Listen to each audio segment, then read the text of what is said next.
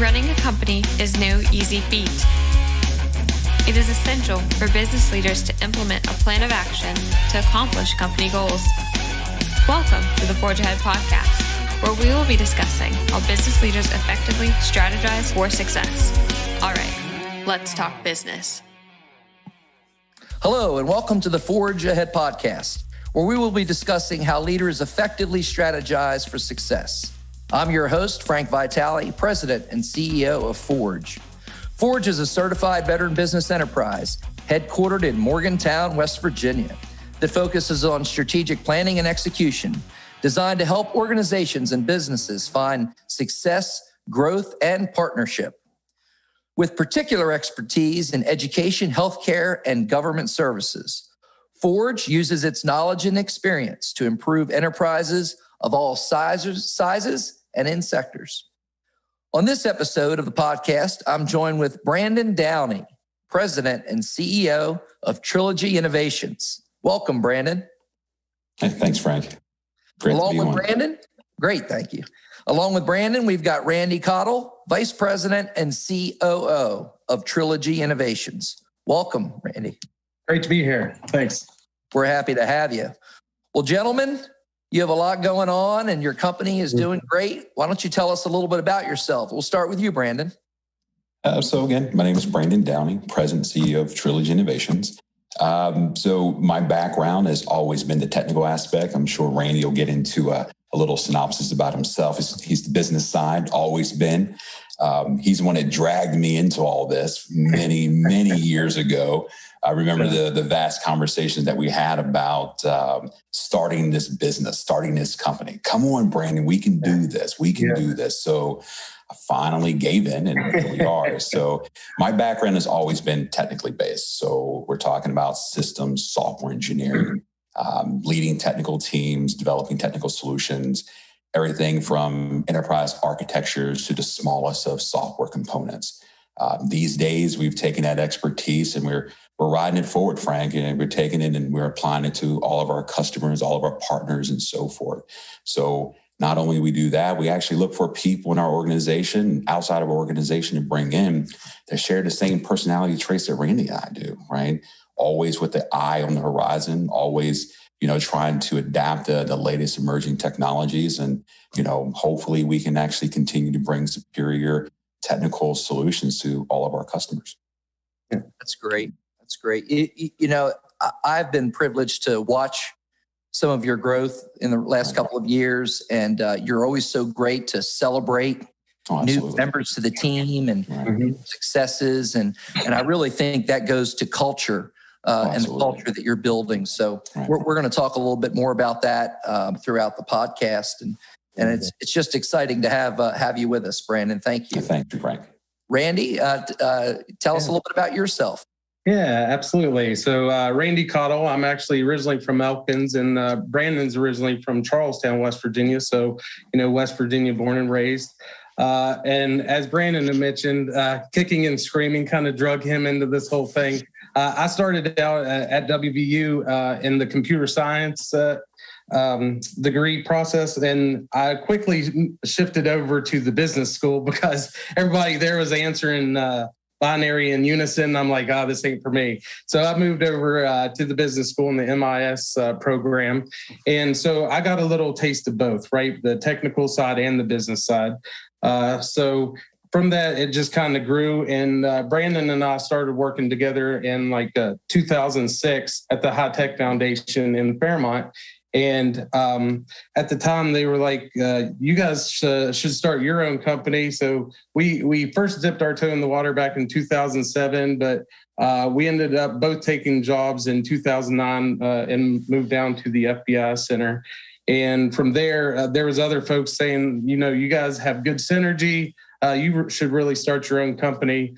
So we officially formed in 2010, and we've just been hammering on it ever since. So, and as Brandon mentioned, we try to bring like-minded folks in on board with us, people that, can kind of just take the reins and run with it. So that's kind of who we've been looking for. And that's what's kind of spawned our internship program, because now because we are from West Virginia and, we're 20 years down our career path now, we're trying to give back to the community and help other people to where they're not stubbing their toes and just helping them springboard their careers. That's great. That's great. And I think, that's part of West Virginia, right? To give back but you're bigger than West Virginia too, because you engage and Trilogy impacts clients, all over the place. So, Brandon, tell us a little bit about, more of the mission of Trilogy and some of the sectors or spaces that Trilogy is involved in. Oh, sure. Absolutely. So the mission, it's multifaceted, right? It's, one of the things, again, we've already mentioned it a couple of times is it's bringing, like-minded people aboard. But what that's going to do for us is have people with that ambition to continuously improve themselves, right? Randy and I can't tell you the number of conversations we had this week, and even though it's been a short week thus far, is, making sure that our company, in terms of our workforce, remains pertinent. That's a hard thing to do. It's one of the things, it's like for personality traits, we look for those people who are ambitious, the ones that, simply want to continue educating themselves. I'm sure we'll get it into a future conversation during this podcast, but in order to remain relevant, your employees have to remain relevant, right? In terms of skill set. We call it skill set atrophy, right? We want to engage into emerging technologies to help our customers, succeed. We simply want to solve our customers' technical needs in the best way forward, the best fashion, the best tools, not because we're vendors, not because we support vendors and their software, but we want to take that software and hardware and apply it to the solution at hand.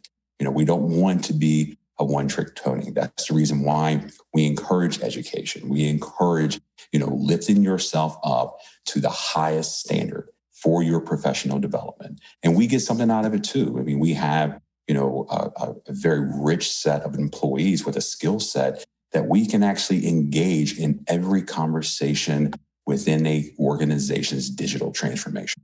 That's what it comes down to. That is the mission. With that mission, we actually get core tenets out of that. We talk about, you mentioned culture. Culture is a big aspect of it. And we'll get into some of those things that have been affected from the pandemic side point, right? From that standpoint, there are a lot of difficulties out there that has shifted a lot of organizations into a digital transformation that they simply weren't ready for. And what that's going to do, that's going to open up a lot of cybersecurity related security vulnerabilities and so forth. So there's a lot of planning, but how we mitigate that is making sure that we remain relevant, right? So a couple key things, from our mission perspective is providing the best opportunities in terms of technical solutions for our customers and enhancing our own internal organization to make sure that we can continuously deliver upon that. Yeah, I was thinking about the famed Peter Drucker said that culture eats strategy for breakfast. That's a true statement. Right? That's very true. At the end of the day, we could have all the strategy in the world, but that culture is so important. Randy, tell us a little bit about sort of some of the spaces that for our listening audience that's wondering, well, I wonder if I should reach out to Trilogy Innovations for some solutions, federal space, private sector. Could you expound on that a little bit?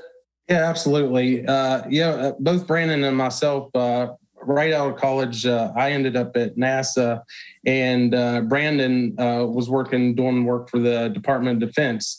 So after I left NASA and come to work with Brandon, that was our primary focus. We were doing prototyping and those kind of things. Absolutely love that. So DOD is one of our swim lanes. NASA is one of our swim lanes. We're trying to also get work with the Department of Energy. Right now, DOJ is our largest customer. We currently have 4 contracts with them. That's right. Yeah, correct. So, and that's more on the public side of the house. On the private industry, we've done websites for some commercial properties and stuff, but primarily we've been doing software development within the oil and gas industry. Right, we've had 3 or 4 different customers that we've worked with and actually developed software that's helping turn data into information. And that's kind of what we pride ourselves on, right? A lot of people have it in either paper format or spreadsheets, and they're like, man, I'd love to be able to just scan this in, pull all this data and be able to search it. So that is exactly what we do. We'll take whatever mechanism or media by which you're capturing your data, and we go through a process to let you be able to work through that and then digitalize that so you can then make it searchable and turn it into business analysis and important information. And just as Brandon mentioned about our mission, I mean, even with our logo, we wanted to be cutting edge. That's why it kind of resembles like a saw blade, right? Because that's what we want to be on the forefront of everything that's coming in. We want to evaluate what's coming in, because we don't want to do like round peg, square hole and say, well, we only know Java, so this is the solution you're getting, right? Where it might not be something that you need. So we approach everything from that perspective. And that's, I think, why we play well within all those different industries. Yeah. Well, I think your point is well taken. So many times, there are solutions in search of a problem. Yes. And what I've learned about Trilogy is that you really do customize your solutions to the needs of your clients, and that's why you're so well thought of. And especially for my familiarization in North Central West Virginia, you really have an outstanding reputation. And in fact, I'm aware from other emerging markets outside of the state that they know and look at Trilogy as a trusted advisor. So I think that's outstanding. Brandon, I want to go to you a little bit and talk about, these days, such a salient issue is cybersecurity. And we're hearing about it every day on the news. And we all personally, it's not a matter of if we get hacked, it's when. Yeah. And then you scale that up on larger levels. Can you talk a little bit about some of the cybersecurity and IT challenges that organizations are facing? Oh, sure. It's one of those things where, given this day and age, given the pandemic, it has thrusted people into areas of their technology that have exposed weaknesses, vulnerabilities, and so forth. It's multifaceted, right? If you think about it, it's not just an IT related issue. It's an education issue. It's training issue. It's one of those things where we see the largest of corporations has been doing this for a very long period of time, still data breaches and so forth. It is a widespread issue. So when you see large organizations like those, fall victim to cybersecurity attacks and so forth, it's like, what does that mean for a small business, right? What does that mean for us? How can we stay safe, within this whole organization? So it starts with the fundamentals of security, right? It's going to be, everything from, software that you incorporate within your environment. It's going to be, annual training. It's going to be everyone from the highest levels within your organization to the lowest levels of your organization, understanding what to look for. With everyone now online, the spams, the actual phishing attacks and so forth has escalated. I mean, it's escalated. How many emails do you get a day, Frank, that says, click on this email, click on this link, right? And a lot of people do. I mean, that's the first thing, it seems legit, but sometimes those emails aren't. And that's how they pull you into it. So when you're on corporate networks and things of that nature, now you expose your organizations to an attack. So that's where a lot of education comes into play. Technology, from a monitoring perspective, depending upon how organizations are structured, is one thing Randy and I that we started when we started Trilogy is that the one of the first tenets that we wanted to do was make sure that we can operate Trilogy from anywhere in the world. With that said, even today, Trilogy does not own a single piece of hardware that we have in a closet someplace. We've been Randy and I have been, dealing with virtualization since early 2000s, with VMware, right? I remember, deploying the first, generation of IBM chassis, and we started, deploying, everything from Red Hat through Kickstart files to Pixie Boot and all this other stuff that now has become mainstream, right? So it's funny to see what's old is new again, right? That's the only thing we do. We keep rebranding things and say it's new, and it's not new. We just seen a different evolution of it, right? A different version of it, back in the early 2000s. So in terms of virtualization, we have literally wrapped our arms around it. Everything within our infrastructure is virtualized, so we can access it anywhere securely. Now, not just, anyone can actually go in and do these type of things, but we actually do it in a very secure, methodical manner. And that's what it's going to take. Now, a lot of our people, they go through training, insider threat training. They go through annual security refreshers every single year. They're going to know the difference between what's a valid email, what's not a valid email, what websites to go to, what websites to stay away from, and so forth. But we incorporated that early on, right? We incorporated that type of mentality early on. So that now, the people that we're bringing in, they're actually getting to the point where they're taking advantage of everything that was put in play, right? So, with that said, we tried to do it from the inside out. Start from it. You're going to hear that 1,000 times a day, Frank. Honestly, education.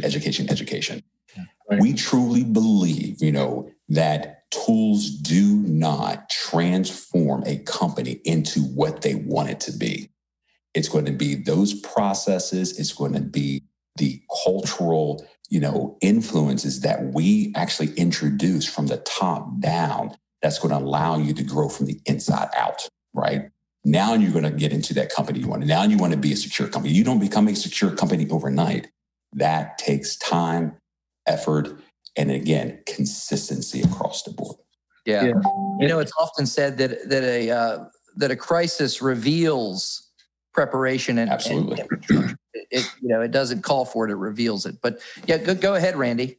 Yeah, I was just going to say, and actually to Brandon's point, he talked about developing processes and systems. Some of the greatest franchises in the world, why is McDonald's so successful? Why is Chick-fil-A so successful? I mean, if you pull up to a Chick-fil-A drive-thru and it's wrapped all the way around, you're like, this will take forever. It takes 5 minutes because they have the system down, right? And that's why their franchise has grown so much, because they've developed a system, they go by these processes, and they're successful because of that. So we're also applying that to what we do, whether it's doing software development via Agile framework, or setting up our HR system and automating as many pieces as possible. When me and Brandon first got into technology, like he said, you had to hand jam most of it, right? It was you putting in all these files. Today, that's completely different. Most of these systems do it for you. And it's more, again, doing kind of the plumbing and the connections, right? Because they saw what the problem was. And just as software is adapted over time to develop a system to make sure it's not being screwed up as much, that's what we're trying to do and implement. Right. Yeah. I will caveat to say that, what Randy said is absolutely true in terms of processes, but, we do not have processes for process sake, right? We are in a constant, process improvement, mentality. We have, to borrow a couple of phrases from the agile side, retrospectives, where we actually go through, sit down and say, okay, what worked, what didn't work, right? My thing is always economies of scale, right? And, we talked about, in terms of, things that are difficult in your organization, unveil certain deficiencies that you have. We want to basically make sure that we stress test everything that we have, right? So, in terms of, we have one process flow that may work for one or two different situations, but when you scale that up, it actually falls down. So that's one thing that we constantly try to do. You ask our HR team, right? We're constantly hammering on them. Okay, what worked, what didn't work? And that's for the next time, let's make sure we improve it. We want to be as efficient as possible. When we think about process improvement and process evolution, it sort of gives me pause, and I'd like to get your thoughts on this. But we're still in the throes of a global pandemic. Right. And in so many ways, we've all had to learn to pivot and evolve. Right. And the pandemic as a positive, as a silver lining, has forced many organizations to confront decisions that they may have put off or kick the can down the road, if you will. Right. Tell us a little bit about, and maybe we'll start with you, Randy. Tell us a little bit about, because you're out, doing business development and your ear is to the ground with your customers. How has the needs of, for example, just in general, the federal government, from your perspective, changed the pandemic? Oh, yeah. So obviously, being a tech company, we don't have to necessarily be on site, right? So we can be on Zoom calls but to get all that in place, to be able to continue to work. Some of this, you had to set up certain VPNs to make sure everything's secure, back to Brandon's point. But once you do that, we've actually noticed, at least from our side, productivity increased, because then they can focus solely on getting their work done. Some of the challenges that we actually had before was you would go to a meeting and then there'd be all these sidebar conversations. So now I think it's been more focused on, what is the actual problem? What do I need to do to get it done? But from a remote standpoint, it actually has been a little bit more challenging on the BD side, because BD is more face-to-face, right? It's going to those meetings, it's shaking hands and developing that relationship with that person in order to become a trusted advisor, and being able to read body language and know if you're hitting home or not. Whenever you're just sitting behind the desk and it's just a blank screen and nobody knows if you're even paying attention or, if you're chasing after your kid, those are some of the challenges that you kind of deal with, but you learn to roll with the punches. And now, we're over a year into this being remote, and we're starting to hit the stride because as Brandon mentioned, we're continuously adapting, because if you're not continuously adapting, you're falling behind, right? That's the only way you can stay on the cutting edge. You have to continuously improve what you are doing. And I think that that's what we've tried to do. And let me add just a few items to that, Randy. I think some of the more difficult aspects with this whole remote side, you're going to see various contracts, various agencies, it's easier for smaller agencies to be a little bit more nimble. They can actually introduce policy changes, technology rather quickly. Some of our larger government contracts, government programs, you're going to find a little bit more difficult because of the impact, right? There's a significant impact when it comes to your technical and your human capital side of it. You're talking about putting in processes and technology in order to accommodate several thousand people working at home on the next day. That's a very difficult problem. So a lot of our customers, they were already moving in that direction if they hadn't already. I would say that the most difficult aspect with this whole pandemic has been communication, right? You hear my wife always talk about verbal, nonverbal communication, right? Yeah. Always. And it's the same thing with our lead recruiter. It's always verbal, nonverbal communication. Mm-hmm. I get a lot out of talking with people face to face. I'm also a very visual communicator. I love drawing on dry erase boards, chalkboards. I don't care if it's a piece of cardboard, with a Sharpie, right? As long as I can communicate, and I think I am more effective when I'm standing in front of someone, articulating what I'm trying to convey, graphically or visually, right? I feel bad, if not worse, for our junior members, right? I remember coming up, I remember being part of physical communication meetings where you actually can take away how someone designs and how they communicate by being there with them. You read a lot, from body language and so forth. With them, through, Teams, through Zoom and so forth, you don't have that level of interactions. So for us, even conveying from a corporate perspective, trying to, reinvent how we communicate, because we took a lot of things for granted. One of those process improvements was, through our surveys for our employees was, hey, listen, we kind of don't know, everything that, Trilogy's working on. The transparency, you guys are transparent, but, can we actually talk in more detail about the initiatives that we have? So now we have several times in which we provide lunch. We actually found virtual ways of, providing lunch for our employees, right? And say, hey, listen, we have this town hall meeting. Yeah. Here's a website. Here's your credentials. Go get yourself a gift card.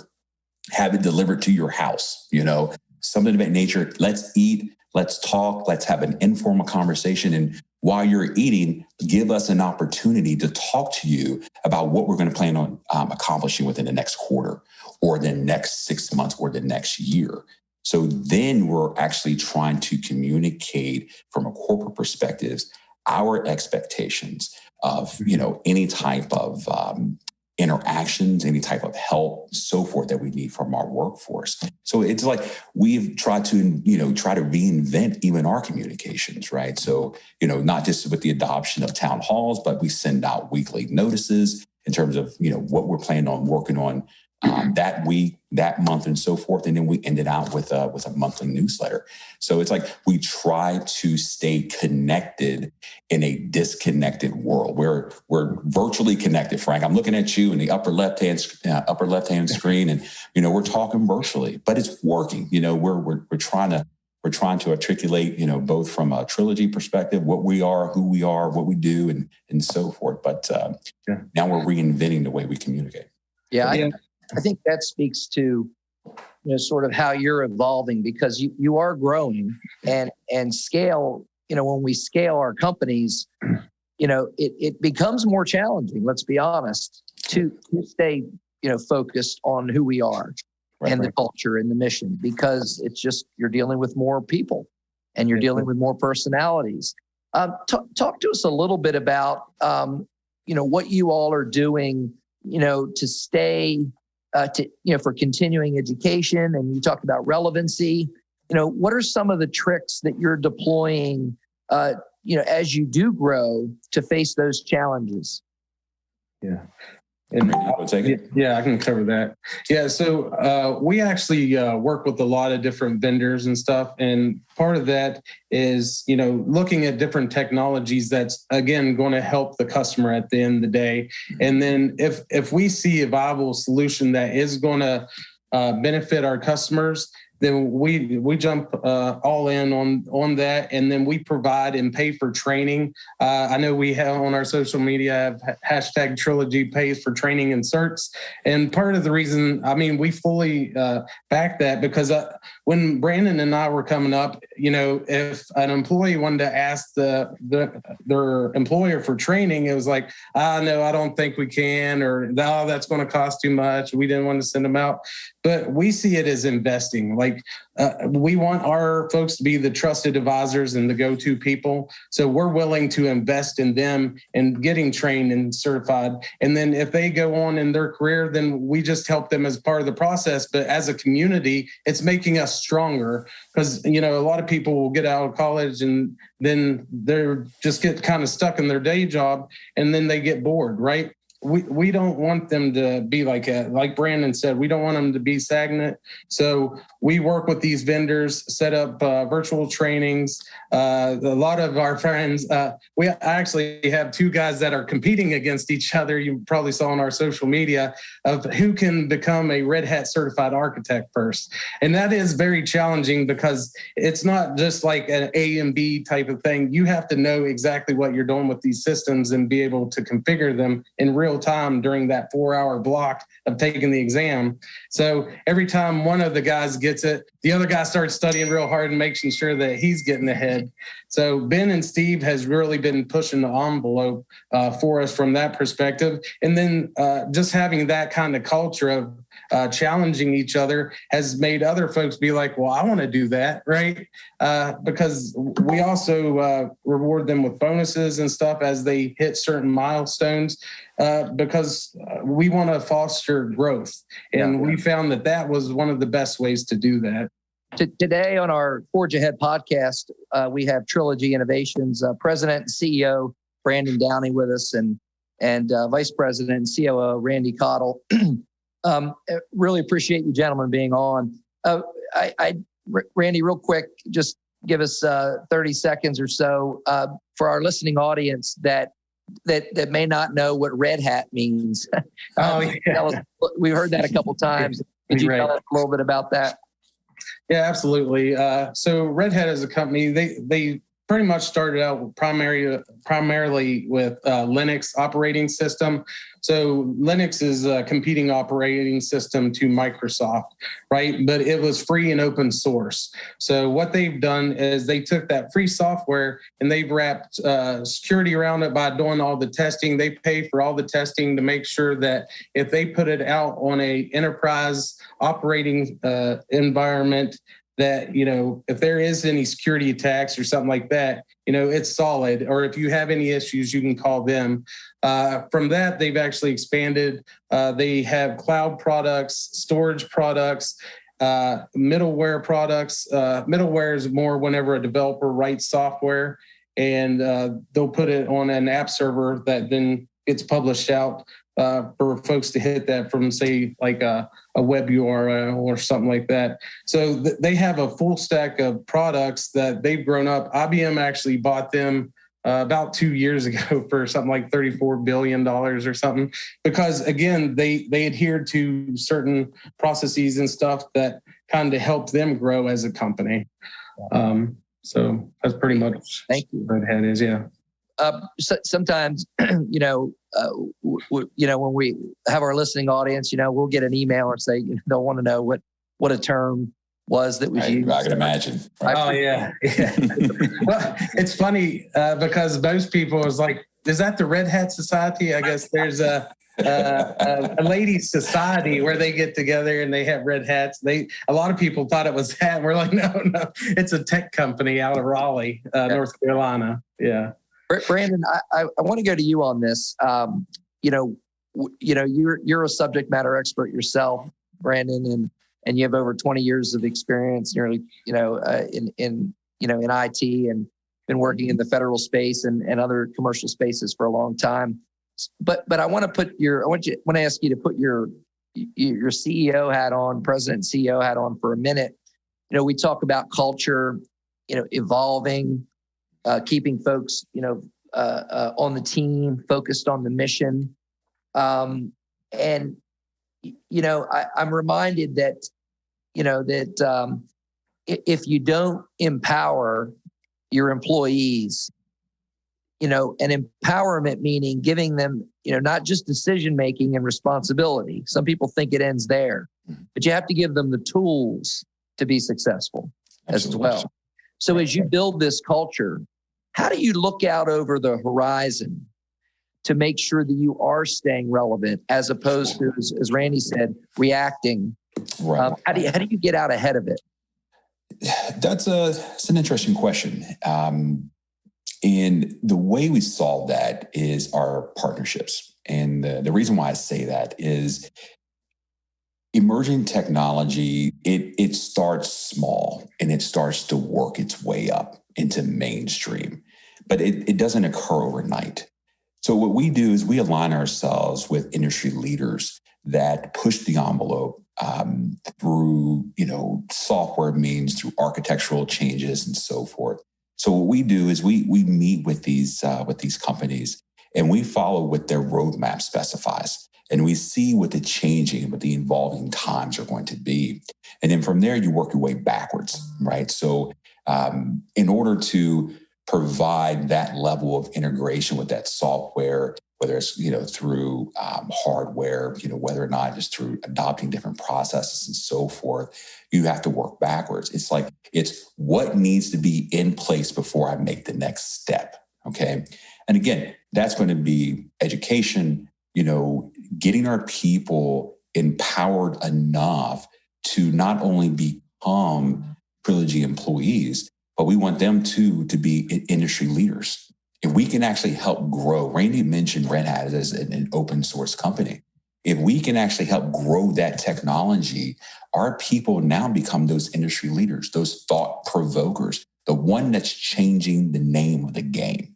So when we actually build these partnerships, that's what we're looking for. That we're looking for those companies that's always going to push the envelope. And then with that, we can actually grow along with them. So we inherently become those leaders, right? So empowering our employees is giving them the opportunity to participate in that process. They can reach out to the engineers, they can reach out to the architects and figure out, okay, guys, we have this issue, or we downloaded your software, we compiled it, we ran it, but these are the limitations. We're going to need that in order for our customers to make that next step. Right? Yeah. Wow. Well, I'm reminded of that saying, what if we train them and empower them and they leave? Yeah.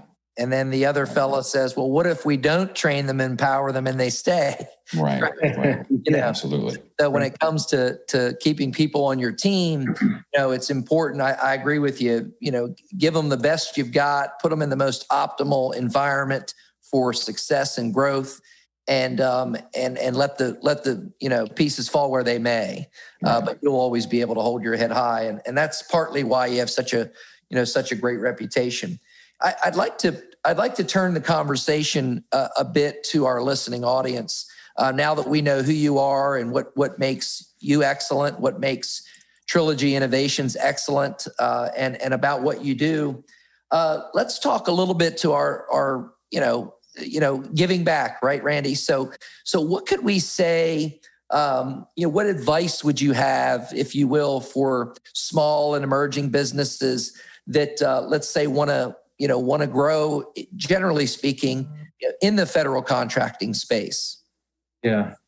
You just it is a hustle. If me and Brandon have learned anything, it's a hustle. And a lot of times, especially when we first got started out, having to grow your brand, like it wasn't like, hey, yeah, we want to hire Trilogy to do that. It was like, hey, we know Brandon's expertise. We want to have him come and do this. He's like, well, you'd be hiring Trilogy. And they're like, well, we really just want you. So it's getting over that as the first hurdle, right? But it is a hustle to get out there and get your name and talk to all these folks. And then, as Brandon mentioned, you got to get in with some of these industry leaders, right? And show value to them and how you can bring value by whether it's helping write a proposal or, showing that you're not afraid to go above and beyond. And then once you do that, and I always talk to Brandon about pushing that snowball up the hill, right?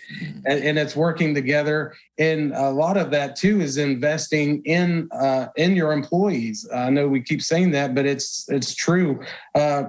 We look for the top 5% of folks that are just going to be driving every day that people go to. And that's the people that we want. Like, we're willing to invest in those people. And sometimes it takes a lot to get them, or it takes a while, but we stay constant in trying to get them because we know at the end of the day, that's going to be what helps us grow.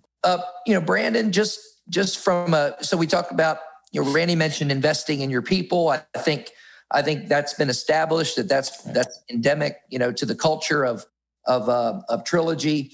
But for that new company, for that entrepreneur who's thinking of getting something started, I mean, you planted that seed Absolutely. Years ago, and you've been growing it and watering it, caring for it, feeding it. What advice would you have for that entrepreneur? Quite simple. There's several things, actually. Remain humble, be persistent, and it's a marathon. Right? You are going to get knocked down constantly, and it's the ones that get up are the ones that's going to prevail. And that's honest. There's a lot of competition out here. There's a lot of ways to reinvent yourself in order to succeed, but the persistent side of it is ultimately going to be a huge test to you. Are you the one that's going to lay down, or are you the one that's going to constantly get up because you're going to get knocked down multiple times? And I mean, it's the truth. It's the truth, you know, and that's the reason why, you know, we constantly try to find those partners that's going to help drive us forward. You know, that's going to be of added benefit. You always hear that you try to find partnerships that complement your own culture. And that is a very, very true statement. Align yourself, knowing that you're going to face difficulties. And, you know, every day is a roller coaster. It's up and it's down.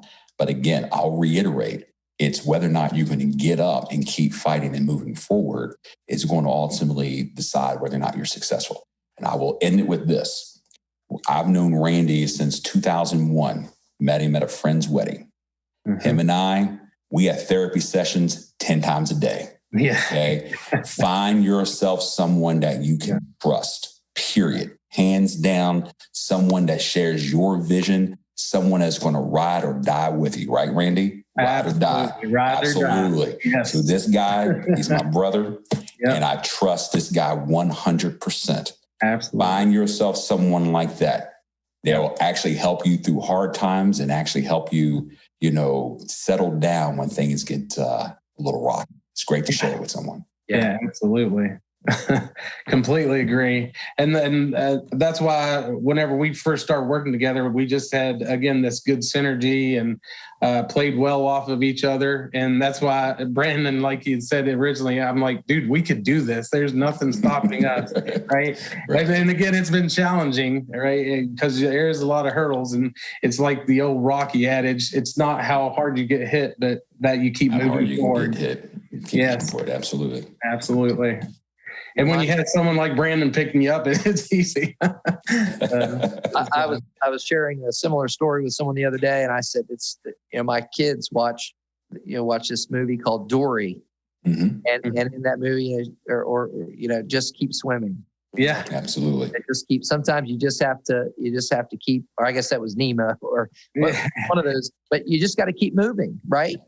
You got to keep moving and don't get paralyzed by the moment or the circumstance, but just keep moving. With regards to mentorship, I think this is a big challenge for many startups, many small businesses. And mentorship is something we all need. I totally agree. Even when you get to be a bigger company, if you are humble, right, Brandon, to your point, which I think is critical, to remain humble. Not always happen. Doesn't always happen, but I agree with you. What is your advice in seeking a mentor? I think a lot of companies, the CEOs, they're always willing to talk. And then, like you ask Randy, we have probably sat down with probably every single company within this area. We've ventured out into the DC metropolitan area. We've talked. We always ask the questions of if you had to start it all over again, right? If you had to just basically go back into time with the knowledge that you have at the present time back into the past, what would you do? What would you make sure that you had in place, right? What would you do in terms of infrastructure, communications, the type of people that you hire? We literally interviewed everyone, right? So, and we got answers from, they were open. They were always willing to sit down over lunch or dinner or just a casual conversation. And we still reach out to them today, and honestly, you don't have to reinvent the wheel for everything. You don't always have to learn the lesson yourself. If someone tells you that the fire is hot, just take it for granted that the fire is hot. Right? Seriously, learn from their mistakes and make sure that you don't fall into the same pitfalls, or at least ramp up your business processes, things that actually make the organization go so you do not fall into those pitfalls, right? Those lessons are very hard lessons to learn, but, at the end of the day, we all share in them, right? So I don't have to fall into the same pitfalls in order to make our business successful. I want to basically accommodate and make sure that we do not. I think that, I tell my mom and my grandmother this all the time, their difficulties in the past paved the way for me today, right? And it's the same adoption in everything, right? their difficulties I don't have to relive. My ultimate praise, the way I repay that, is making sure that I don't fall into those same pitfalls, that I make sure that we continually progress forward, right? Yeah. That is my repayment to them, right? So, but are there any more formal or structural channels to seek a mentor that you're aware of? Ours have always been interacting with other companies. I mean, whether it's the ones that we worked for in the past, whether or not it's the ones that we continue to do business with today. We've always, we've participated in local networking programs, activities, of course, pre-COVID.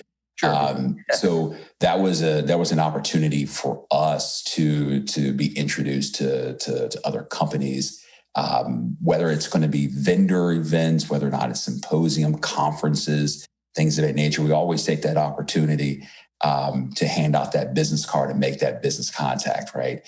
You never know where you are. I mean, I think Randy even keeps a whole bunch of business cards in his golf bag. Right. So, right. So it's one of those things where it's like, you never know where the opportunity exists. Right. And you have to take advantage of every single situation. Yeah. And actually, to that point, I was out with the Kona Ice lady. She just pulled up and I was getting my kids some ices and she was just talking about what we do. And then she's like, oh, my corporate office was looking for exactly that. Right. So every time it doesn't always selling, Randy. I'm always selling. I really am. But it's like, you never know who you might be talking to or right. Somebody might have a problem. And that's what we do. We're problem solvers, right? So you never know. Always have that card ready to go and that's Absolutely. filled. Yeah. Yeah, they say the ABCs always be closing. Well, Randy, you're always ABS, always be selling, right? Yeah, exactly. I appreciate it. I think what I'm hearing, Brandon, is if you're seeking advice, seeking a mentor, just get out there, right? Yes. Engage. Right. Don't be afraid to ask. Absolutely. You cannot be afraid. I mean, we do the same thing with our employees. It's like, communication is a two-way street. Mm-hmm.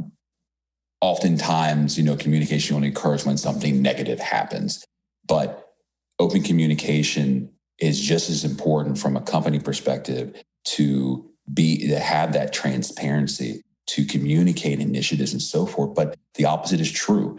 If you have problems, I get calls all the time from employees. From a personal perspective, it's like anything that we can do to help, either professionally, personally, we are here to do so. But we also have to, you have to talk in order for that to happen, right? It is a two-way street. We have to be able to communicate to each other. Yeah. And actually, to Brandon's point, he talked about being humble. We're always trying to help folks out and trying to lend a hand if we can. And a lot of that ends up leading to opportunities because we're helping someone out here. They tell somebody else and they end up coming back to us. So part of our give back, it's reciprocal, right? Right. Well, gentlemen, it's been a pleasure to have you. Thank you, Frank. It's been fun. Yeah, no, absolutely. I want to give you a chance to give sort of some final thoughts. Now let me set the stage. We have a listening audience, and so it includes your employees. It includes your customers. It includes the community at large. And so give us some final thoughts on Trilogy, on the current environment, and any final words of wisdom that you'd like to share with us. And we'll start with you, Randy.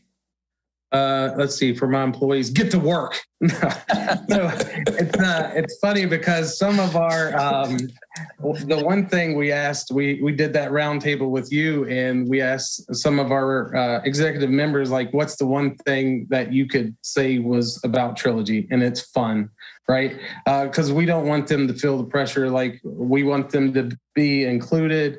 We want to collaborate. One of the biggest things of building a team is trusting in that person. That's why we hired them. Like, we want to know what your thoughts are. We want you to give back to us because we're going to be together better as a unit, right? You could have the smartest guy in the room or 5 people, and they're going to be better than that one guy because they work together. And I think that's really what we try to push. That's great. Brandon? I'll reiterate, Randy, get to work, but I won't say it as forcefully. One thing about Trilogy, Randy mentioned fun. It's one of those things from a technical aspect. We take all things into consideration. We strive on both system and software engineering, and that's including architecture. That's including digital transformation. We talked about that earlier. It goes against all aspects of business. That's what we are. That's what we do. We do that every day for our customers, big and small. I mean, Randy mentioned a lot of our contracts, a lot of our subcontracts. We also do it for, simple businesses, local businesses that have just as big a need for a digital transformation as a large, right? We have operated on multiple scales. So we can build, the solutions to fit, and we don't force solutions upon our customers, right? The one thing that you would get from our perspective as an advisor is the truth. We will tell you the truth. If we do not believe in it ourselves, we're not going to sell it to you, period. Right? Yep. So, in terms of culture, we love levity. We love having a good time. As a matter of fact, I'll give this little example. We've been doing a lot of interviews lately for our interns, right? Yeah. A lot of them are nervous. And it's one thing we try to do is we show, at least there's a time to be serious, but there's a time to sit back and, laugh at yourself, right? Mm-hmm. Get the best out of someone. It's always often to see a smile on your face, right? You can be the strictest of managers. You can force someone to do something, but having someone talk about the competition between Ben and Steve, to have them do that because they not only want to push each other, but they also want to shine that light in a positive nature of Trilogy. Yeah. Those are the people we're looking for. Wow. So if you're out there, look us up. Look us up. Let's have a call. Let's have a talk. Let's have a conversation. And that's not just for employees' perspective. If you have, a technical problem that you need tackled, Trilogy is your company to look for. Yeah. We turn data into information. That's right. That's right. Tell us if we do want to find more information out about Trilogy, where do we go to find that? Randy? Yeah, so you can go to www.trilogyit.com is our website. We also have a Facebook page. We have a meetup page because we do Trilogy Tech Talk Tuesdays. We try to do those once a month where we bring different vendors in to let them talk about their solutions. We even showcase some of the stuff that we do and how to stand up servers and that kind of stuff. And then we're also on Twitter, Instagram, and I guess maybe after talking to some of these interns, we might be on TikTok soon. So. Randy, please don't do those dances. I'll do the videos. I'll do that dance. That's great. Well, it's my experience, not just my opinion, but my experience that in knowing both of you. And knowing some of your employees as well, and knowing some of your customers and knowing your reputation, that you are truly building that culture.